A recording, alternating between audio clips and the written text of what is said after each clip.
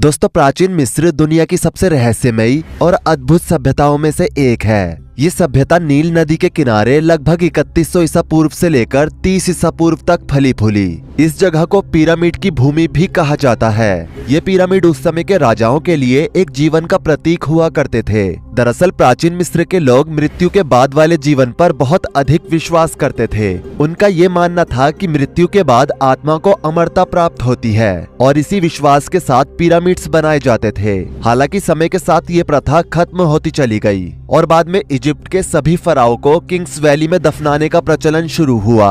Archaeologist इसके पीछे कुछ वजह बताते हैं। इनमें से सबसे मेन वजह ये थी कि उस समय पिरामिड्स असुरक्षित होने लगे थे। दरअसल दोस्तों, उस समय मिस्र वासी अपने फराओ को एक भगवान की तरह मानते थे और जब उस फराओ की मृत्यु होती थी तो उसके अगले जीवन को आसान बनाने के लिए उसके साथ उसका खजाना और मूल्यवान वस्तुएं दफनाई जाती थी। अब क्योंकि फराओ को पिरामिड्स के अंदर दफनाया जाता था तो ये पिरामिड्स लुटेरों की नजर में आ जाते थे और वो फराओ के साथ दफनाए गए खजाने को लूट लिया करते थे। उसके बाद मिस्र वासियों ने फराओ को दबाने के लिए किंग्स वैली को चुना। दरअसल उस समय किंग्स वैली को काफी पवित्र स्थान माना जाता था और किंग्स वैली पश्चिम की तरफ स्थित थी, यानी कि सूर्यास्त की दिशा की तरफ, और सूर्यास्त को मृत्यु का प्रतीक माना जाता है। किंग्स वैली एक पहाड़ी क्षेत्र था जहां चट्टानों को काटकर भूमिगत मकबरे बनाए जाते थे। ये मकबरे काफी अंदर जाकर होते थे जिससे चोरी की संभावना कम हो जाती थी। इसके अलावा किंग्स वैली क्षेत्र नील नदी के नजदीक था।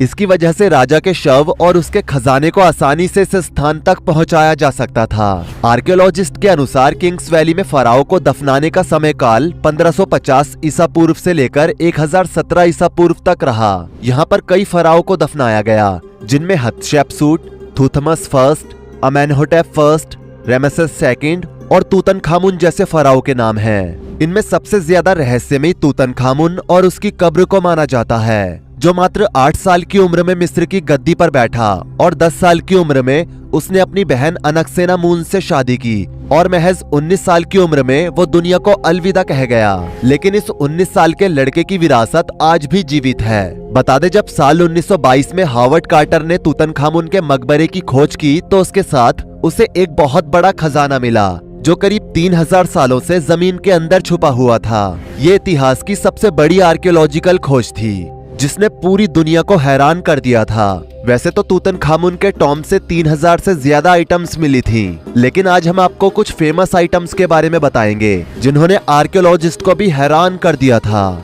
Number 1, death mask. दोस्तों, डेथ मास्क जिसको मौत का मुखौटा भी कहा जाता है, ये मुखौटा 21 इंच लंबा और 15.5 इंच चौड़ा है। ये एकदम शुद्ध सोने से बना हुआ है। इसके ऊपर रंगीन कांच के पेस्ट और कुछ कीमती पत्थर जड़े हुए हैं। आर्कियोलॉजिस्ट का कहना है कि इस मुखौटे की आंखें ऑब्सिडियन और क्वार्ट्ज से बनाई गई हैं। इस मुखौटे में तूतनखामुन को लंबी दाढ़ी के साथ दिखाया गया है। साथ ही उसके माथे पर कोबरा और गिद्ध की आकृतियां बनी हुई हैं। वैसे आर्कियोलॉजिस्ट को इस मुखौटे के पीछे उस समय मिस्र की एक रहस्यमयी पुस्तक का शक्तिशाली मंत्र भी लिखा हुआ मिला, जिसको पढ़कर आर्कियोलॉजिस्ट कहते हैं कि तूतनखामुन को जिस ताबूत में दफनाया गया था उस ताबूत में भी यही मंत्र लिखा हुआ था। दरअसल दोस्तों, ये मंत्र मृत्यु के बाद वाले जीवन के बारे में बताता है, इसलिए इसको तूतनखामुन के मुखौटे और ताबूत के ऊपर लिखा हुआ था। नंबर 2, खंजर। दोस्तों, आर्कियोलॉजिस्ट को तूतनखामुन की कब्र में से 2 खंजर मिले, जिसमें से एक लोहे का खंजर था जिसे तूतनखामुन की दाहिनी जांघ के पास रखा गया था। आर्कियोलॉजिस्ट हैरान तब हो गए थे जब उन्हें पता चला कि इस खंजर का लोहा हमारी धरती पर पाया ही नहीं जाता है। दरअसल इस खंजर को उल्का पिंड से प्राप्त हुए धातु से बनाया गया था, जबकि जो दूसरा खंजर था वो सोने से बना हुआ था। इसको तूतनखामुन के पेट के ऊपर रखा हुआ था। इस खंजर के हैंडल पर काफी बारीकी से नक्काशी की गई थी। आर्कियोलॉजिस्ट कहते हैं कि दोनों ही खंजरों पर घिसाव के निशान थे, लेकिन ये बात स्पष्ट नहीं है कि इन खंजरों से किसी का शिकार किया गया हो या फिर इनको किसी और काम के लिए यूज किया गया हो।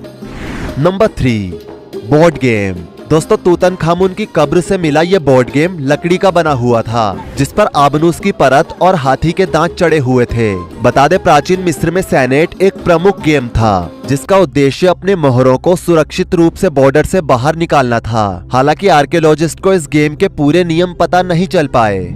Number 4, wooden dummy. दोस्तों आर्कियोलॉजिस्ट को तूतनखामुन की कब्र से एक हूबहू तूतनखामुन के जैसा दिखने वाला बिना हाथों का पुतला भी मिला था। शुरू में तो आर्कियोलॉजिस्ट ये समझ नहीं पाए कि आखिर ये पुतला क्यों दफनाया गया था। दरअसल दोस्तों उस समय जब तूतनखामुन के लिए कपड़े तैयार किए जाते थे तो पहले इस पुतले को पहनाए जाते थे और ये देखा जाता था कि ये कपड़े राजा को कैसे लगेंगे। उसके बाद ही वो कपड़े तूतनखामुन को पहनाए जाते थे। Number 5, golden sandals. दोस्तों आर्कियोलॉजिस्ट को तूतनखामुन की कब्र से गोल्डन सैंडल्स भी मिले जो कि काफी आकर्षित लग रहे थे। दोस्तों जब तूतनखामुन का ममीफिकेशन किया गया तो उसको दफनाते समय सोने के सैंडल्स पहनाए गए थे। ये सैंडल्स 11 इंच लंबे थे। ऐसा माना जाता है कि तूतनखामुन ने ये सैंडल्स अपने जीवन काल में कभी नहीं पहने। इन सैंडल्स को सिर्फ उसकी मम्मी के लिए ही बनाया गया था। आर्कियोलॉजिस्ट मानते हैं कि इन सैंडल्स को काफी उच्च कोटि के सोने से बनाया गया था जो मृत्यु के बाद तूतनखामुन को पहनाए गए थे। Number 6, 3 mysterious coffin. दोस्तों तूतनखामुन के टॉम से आर्कियोलॉजिस्ट को 3 ताबूत मिले और इन 3 ताबूतों में से एक में तूतनखामुन की मम्मी को और बाकी के 2 ताबूतों में तूतनखामुन के लिए जरूरी वस्तुओं को डाला गया। ये तीनों ताबूत एक दूसरे के पास ही रखे गए थे। इन तीनों ताबूतों का कुल वजन 1250 किलो था। इतना ज्यादा वजन होने के कारण हावर्ड कार्टर और उनकी टीम के लिए इन ताबूतों को खोलना काफी मुश्किल हो गया था। इन तीनों ही ताबूतों पर तूतनखामुन को दर्शाया गया है जिनमें उसकी लंबी दाढ़ी को दिखाया गया है। दोस्तों इन तीनों ताबूतों में पहला ताबूत लकड़ी से बना हुआ था और उस पर सोने की परत चढ़ी हुई थी। इस ताबूत पर तूतनखामुन की एक खामोश और रहस्यमयी छवि को दिखाया गया था।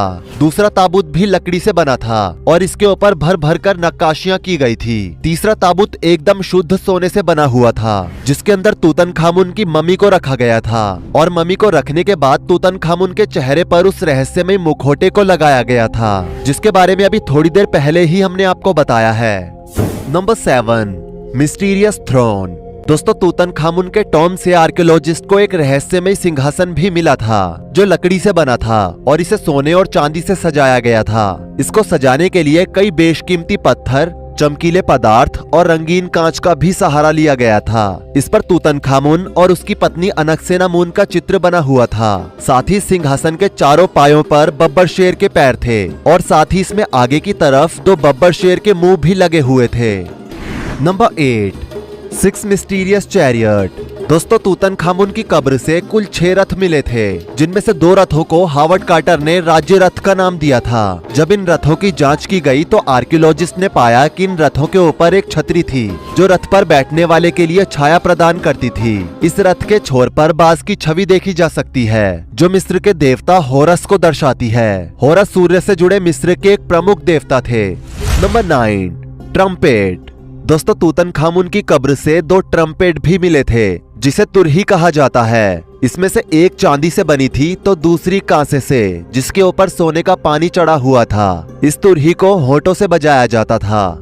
Number 10, painting of Anubis and Hathor. दोस्तों तूतनखामुन की कब्र से अनुबिस और हथोर की पेंटिंग पाई गई थी। ये दोनों ही प्राचीन मिस्र के महान देवता थे। मिस्रवासी मानते थे कि अनुबिस जो एक सियार के सिर वाले देवता के रूप में पहचाने जाते हैं वो मरने वाले का मार्गदर्शन करते हैं और उसकी आत्मा को शांति देते हैं। वहीं दूसरी तरफ हथोर मिस्र की एक देवी है जो प्रजनन, प्रेम और संगीत के साथ जुड़ी हुई है। उस समय मिस्रवासी इस देवी की प्रेमिका के रूप में पूजा किया करते थे। Number 11, paintings of Tutankhamun and Ankhesenamun. दोस्तों तूतनखामुन की कब्र में तूतनखामुन और अनक्सेनामुन के कई चित्र भी बने हुए मिले जो उनके प्रेम को दर्शाते हैं। हालांकि इतिहासकारों के मुताबिक उनका विवाहित रिश्ता मनमुटावों से भरा हुआ रहा था। Number 12, Tutankhamun's body.